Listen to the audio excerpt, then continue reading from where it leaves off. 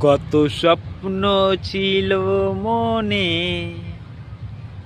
কত আশা ছিল এই জীবনে, কত ভালোবাসা ছিল এই হৃদয়ে। স্মৃতিগুলি যদি মনে পড়ে যায়, তবে মনকে আর ভুলে রাখা যায় না। স্মৃতি তুমি হারিয়ে যাবে না কখনো, থাকবে আমার পাশে বলো না।